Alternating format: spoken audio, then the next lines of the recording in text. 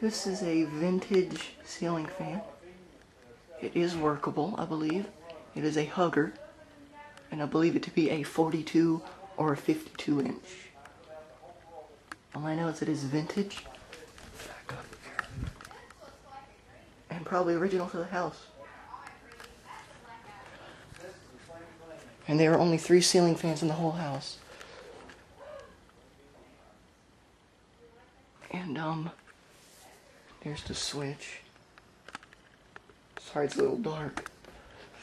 But I don't see a brand name. All I see is the decorative things, and it has the wicker blades